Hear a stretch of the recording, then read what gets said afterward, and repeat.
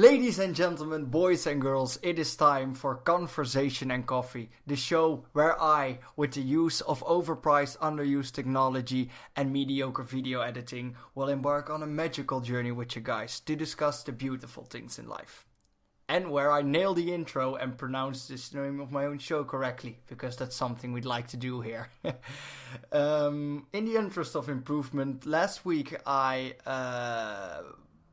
started my vlog a bit enthusiastic, which led the vlog to be a bit all over the place. A little bit all over the place. So this week I actually got some notes, got them right here on my screen, and I hope they will prevent me from going all willy-nilly. Before we start with the topic of this week, I have an announcement. I got some questions regarding my video from last week. And because I want to shorten the time of the video, I am going to answer those questions in a different video that I will post this weekend. So if you were hoping to get your questions answered for this week, then you can click away right now. No, please stay. Seriously, stay now.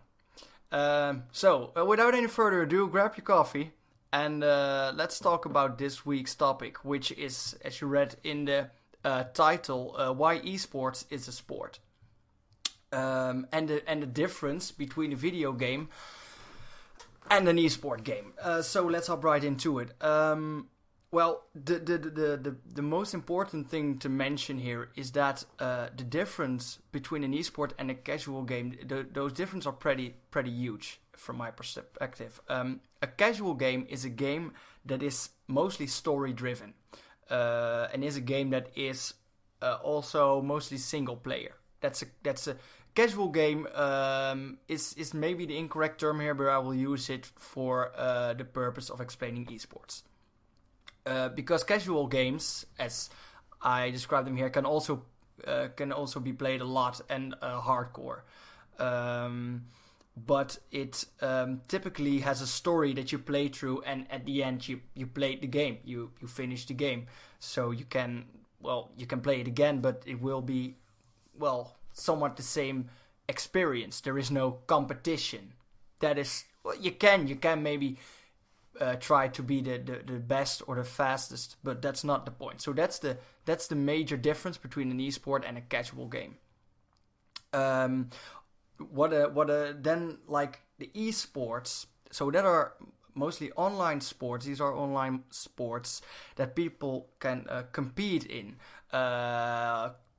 mostly in teams, sometimes individually, and in this way you can improve. You can battle other players and in that way improve and get better and try to be the best. The most successful esports are those that are also very fun to watch. So not only to play, but to look at, and you're getting excited, and you get the point.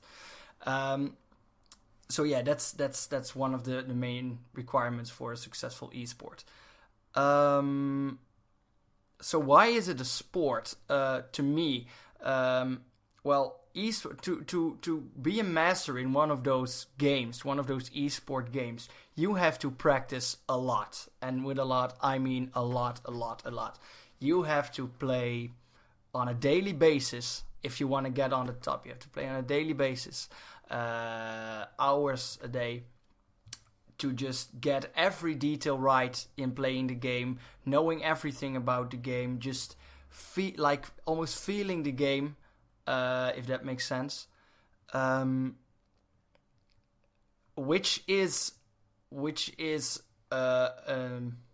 if you have to play a tournament or win, is a showcase of skill, is a showcase of your training, which to me is one of the most important things that the sport needs. Like, you have to be, like in football, you have to play a lot to be the best. In hockey, you have to practice a lot. You can't just get out of your chair, get on the field, and suddenly be the best. Chess, which is also a sport to me, it doesn't really need to be physically exhausting to be a sport, in my opinion, because esports, video games in esports are mentally exhausting. It's you have to train so much. The top of the world. The teams are living in separate houses with the entire team, and their entire life is around this game. When they wake up, they play. They have a schedule. They have to follow for eating, for physical exercise, all these things. So it requires a lot of mental and physical fortitude to actually be the best in an esport. It's actually becoming an accepted thing to be an athlete, an esport athlete, because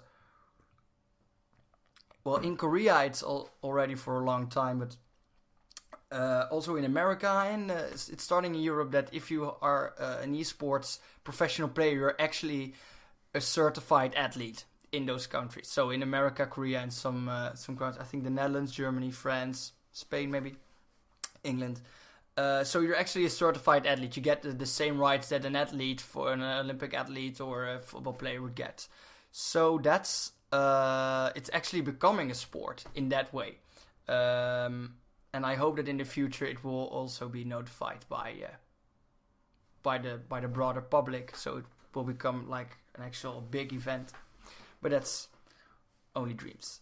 So that's actually all I wanted to say about why esports is a sport to me. Thanks to my wonderful notes, I am I'm done earlier than last time. That is a positive or a negative thing. If you like watching me talking, this is a sad moment, and if you're me and you want to meet your requirements for your assignment, then you're a happy man right now.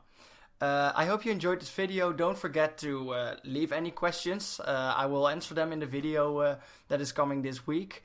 I hope you enjoyed it, and as my teacher said, keep sipping away.